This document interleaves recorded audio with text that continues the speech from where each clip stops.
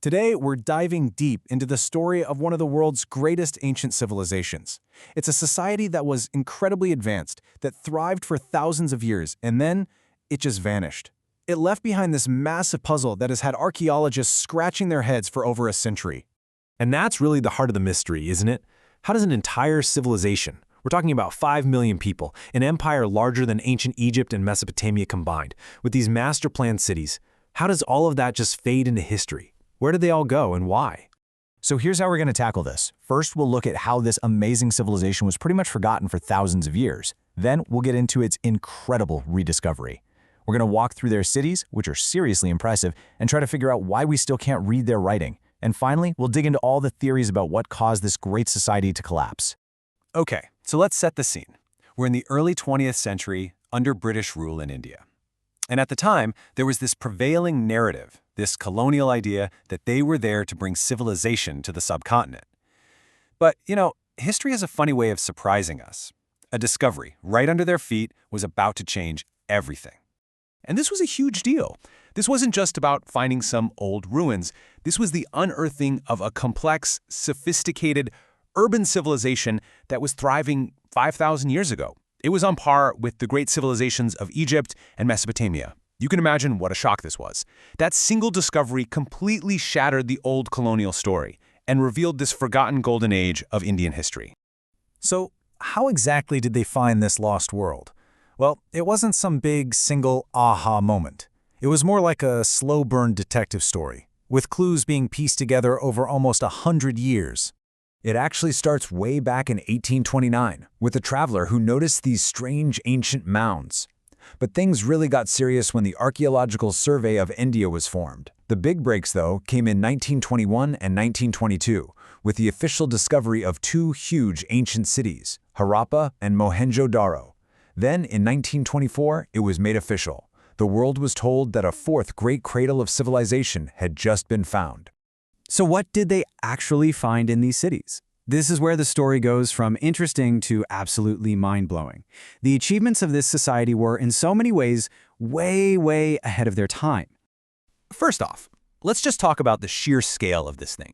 The Indus Valley Civilization wasn't just a handful of settlements. This was a sprawling empire that covered over 1 million square kilometers. That's across modern-day India, Pakistan, and even into Afghanistan. Geographically, it was the biggest of the big 4 ancient civilizations. And their cities? Oh man, these were masterpieces. They had this 2-tiered layout with a fortress-like citadel up high and a lower town for everyone else. The streets were laid out in a perfect grid.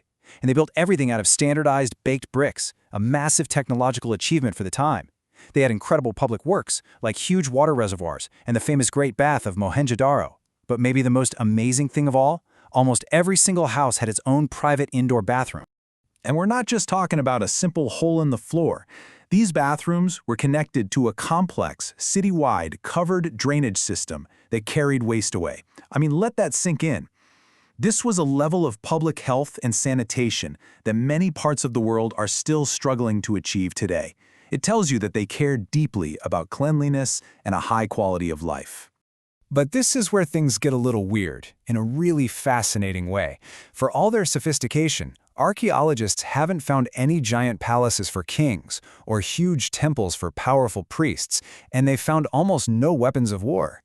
It seems to have been this incredibly peaceful and pretty egalitarian society that got rich through trade and new ideas. They were the first people in the world to grow and use cotton, and they had this complex system of weights and measures for business. Now, despite all the amazing things we've learned from their cities and all the artifacts we've dug up, the people themselves, well, they're silent. And that brings us to one of the biggest, most frustrating mysteries of all, their writing. So, you might be wondering, why can't we just read what they wrote? Well, it all comes down to one lucky break we had with Egypt. We figured out hieroglyphs because of the Rosetta Stone. It had the same text written in both hieroglyphs and in a language we already knew, ancient Greek. It was the key. For the Indus script, after 100 years of searching, we've never found that key. Their secrets are still locked away. Now, we have pieced a few clues together. We're pretty sure it was written from right to left. We've identified about 400 unique symbols, a mix of cool animal pictures and geometric shapes. It's probably what's called a logosyllabic script, where some symbols are whole words and others are sounds. But here's the kicker. Almost all the examples we have are super short, like 5 symbols long on average, mostly on these little stone seals. It's almost impossible to crack a code with so little to work with. And this all leads us to the final act of this incredible historical drama. A civilization this big, this advanced, this successful, how could it just end? The evidence in the ground is crystal clear. Around 1900 BCE, something went terribly wrong. The super-organized city planning just stopped. The amazing drainage systems fell apart. Their trade with Mesopotamia dried up, and within just a couple hundred years, those magnificent cities, once bustling centers of the ancient world, were just empty. So what happened?